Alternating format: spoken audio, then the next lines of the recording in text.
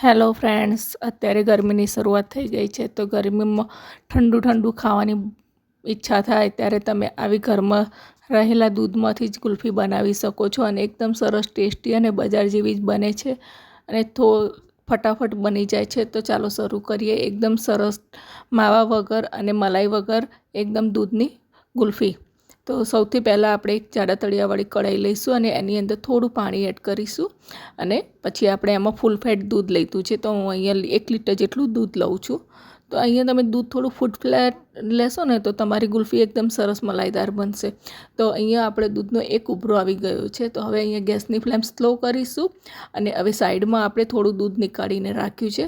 તો એની અંદર હું 2 ચમચી જેટલો કસ્ટર્ડ પાવડર લઉં છું. હું અહીંયા બ્લુ બર્ડ્સનો કસ્ટર્ડ પાવડર યુઝ કરું છું. તો આને આપણે સારી રીતે દૂધમાં મિક્સ કરી લઈશું. જો તમારે કસ્ટર્ડ પાવડર ના નાખવો હોય તો તમે કાજુ અને બદામનો અને મખાનાનો પાવડર પણ કરી શકો છો. હવે અહીંયા મેં કાજુને 10થી 15 નંગ જેટલા કાજુને પલાળીને રાખ્યા છે અને બદામને પણ પલાળીને એના છોતરા નીકાળી લીધા છે.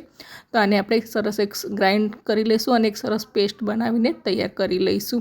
તો આના લીધે શું થશે ફ્રેન્ડ્સ, આપણું જે દૂધ છે ને એકદમ સરસ કટ થઈ જશે. હવે અહીંયા આપણે દૂધને સાઈડના ગેસ ઉપર થવા મૂકીશું. તો અહીંયા આપણે દૂધને ખૂબ જ ઉકાળવાનું છે. હવે અહીંયા આપણે અડધા કપ જેટલી ખાંડ લીધી છે. ખાંડને આપણે કેરેમલ કરવાની છે. તો ખાંડને સૌથી પહેલાં તો આપણે અડવાનું નથી. અહીંયા આપણું દૂધ ઘટ થતું જાય છે તો આપણે એની અંદર કેસરવાળું દૂધ અને જે કસ્ટર્ડવાળું દૂધ તૈયાર કર્યું છે ને એ એડ કરીશું.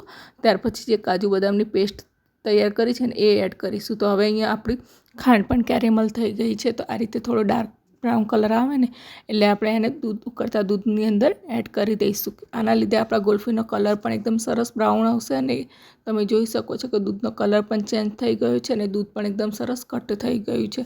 તો લગભગ 10થી 15 મિનિટ સુધી આપણે દૂધને સ્લો ગેસ ઉપર ઉકાળવાનું છે. આ સ્ટેજ ઉપર તમે દૂધમાં મલાઈ પણ એડ કરી શકો છો અને માવો પણ એડ કરી શકો છો. હવે અહીંયા દૂધને આપણે ઠંડુ કરીશું, કારણ કે દૂધ ઠંડુ થશે ને એ પછી પણ એ ઘટ થવા લાગશે. તો એને આપણે મિક્સર જારની અંદર મિક્સ કરી લઈશું અને ક્રશ કરી લઈશું. એના લીધે આપણે જે કુલ્ફીનું ટેક્સચર છે ને એકદમ સ્મૂથ બનશે. હવે અહીંયા મેં ચાના કપ આવે છે એ લીધા છે.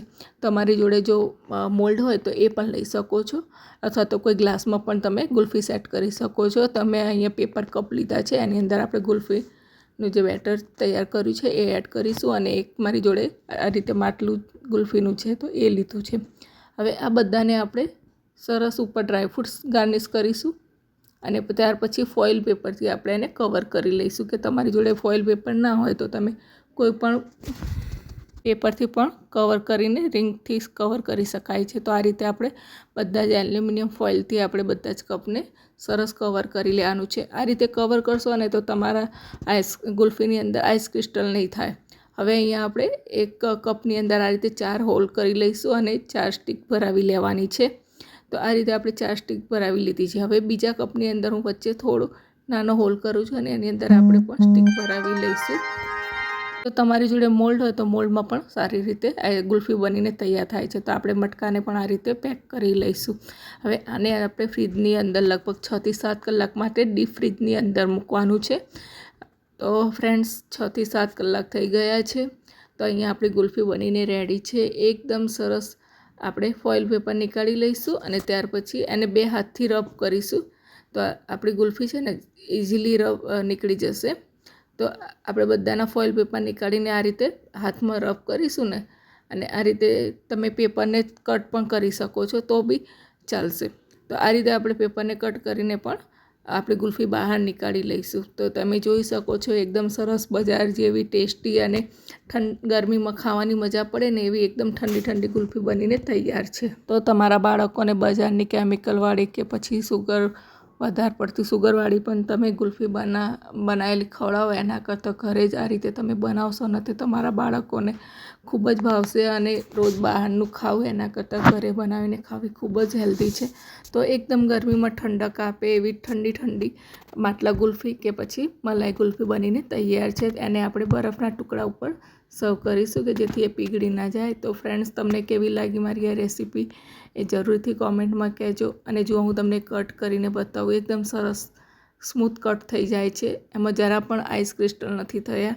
તો ફ્રેન્ડ્સ, તમને મારી આ રેસીપી કેવી ગમી કોમેન્ટમાં જરૂર કહેજો. મળીશું એક નવા વિડીયો સાથે. બાય.